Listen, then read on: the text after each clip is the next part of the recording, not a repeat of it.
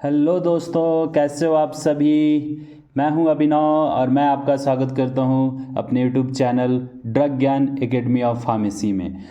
तो अभी जैसा कि इन्फॉर्मेशन आ रहा है कि बी फार्म सेकेंड सेमेस्टर का एग्ज़ाम आ चुका है, तो उनके लिए एचएपी का जो लेक्चर सीरीज चल रहा था वो तो कंटिन्यू चलेगा, लेकिन एग्ज़ाम्स नज़दीक आ गए हैं तो इसी को मद्देनज़र देखते हुए मैंने आज एक important questions for HAP end semester के लिए बनाया है, जिसमें लॉन्ग आंसर क्वेश्चन का वीबीआई है और जिसमें शॉर्ट आंसर क्वेश्चंस का यानी 5 मार्क्स का वीबीआई क्वेश्चंस है।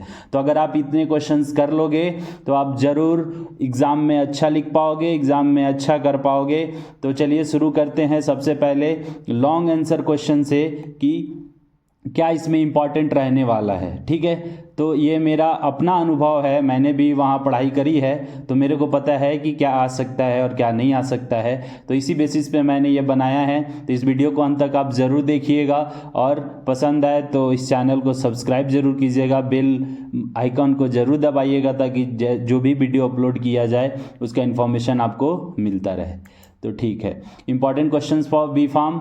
ठीक है, सबसे पहले देखते हैं लॉन्ग क्वेश्चन आंसर 10 मार्क्स का आता है बी फार्म के एग्ज़ाम में। तो सबसे पहला क्वेश्चन जो है लॉन्ग में, what do you mean by the endocrine system, classify hormones and explain the mechanism of hormone action.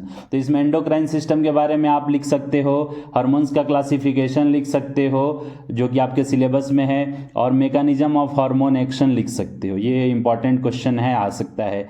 Explain in detail about physiology of urine formation with a well labelled diagram of nephron. यानी इसमें आपको क्या करना है, अच्छा सा एक nephron का डायग्राम बनाना है पूरा, उसके बाद एक्सप्लेन करना है डिटेल में फिजियोलॉजी ऑफ यूरिन फॉर्मेशन कैसे होता है। ठीक है, उसका पूरा मैकेनिज्म आपको यहाँ पे एक्सप्लेन करना होगा।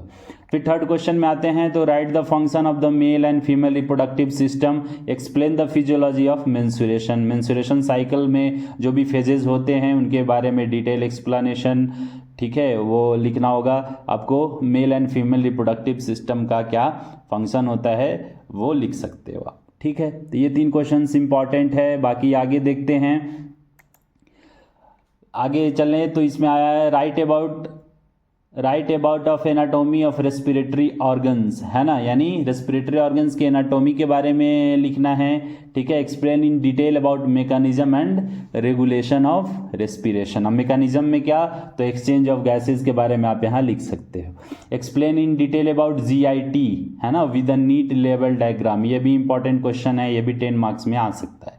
फिर describe the organisation of nervous tissue, जो मैं अपने लेक्चर में पढ़ा चुका हूं उसको आप यहाँ पे लिख सकते हो। Right a detail note on action potential by the nerve impulse. ठीक है, कैसे एक्शन पोटेंशियल जो नर्व इम्पल्स जो काम करता है कैसे ट्रांसमिट होता है, वो सब के बारे में यहाँ डिटेल आपको लिखना है।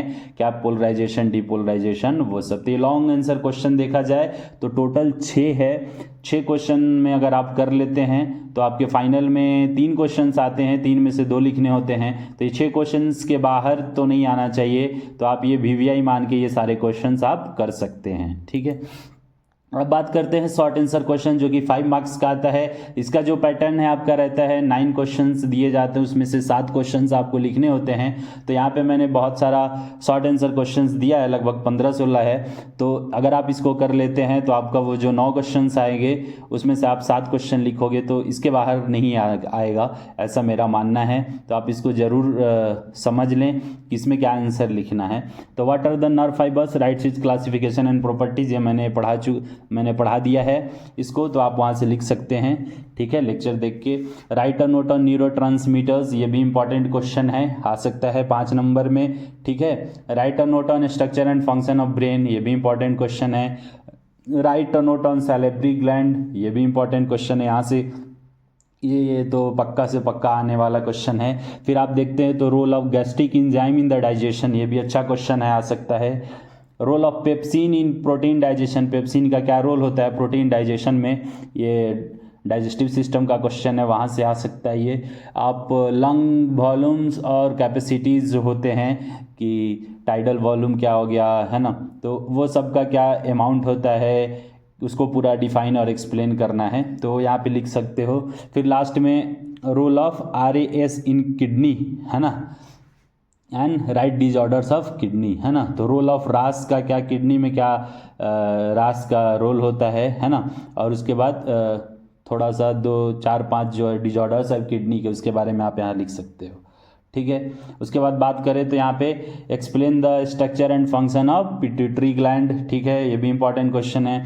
फिर डिफाइन द टर्म भी आ सकता है, जैसे फर्टिलाइजेशन क्या होता है, स्पर्मेटोजेनेसिस क्या होता है, oogenesis क्या होता है, मेंस्ट्रुएशन क्या होता है, पार्चुरेशन क्या होता है। फिर से आपका जो लास्ट यूनिट है उसमें दिया हुआ है, क्रोमोजोम को डिफाइन करने के लिए आ सकता है, जीन्स आ सकता है, RNA DNA आ सकता है, इनहेरिटेंस आ सकता है। फिर किडनी का फंक्शन इंपॉर्टेंट है ना, उसका एनाटोमी भी इंपॉर्टेंट है, किडनी का एनाटोमी एंड फंक्शन इंपॉर्टेंट है, और उसमें उसका क्या एसिड बेस बैलेंस बनाने में क्या रोल है, ये भी बहुत इंपॉर्टेंट क्वेश्चन है, आ सकता है।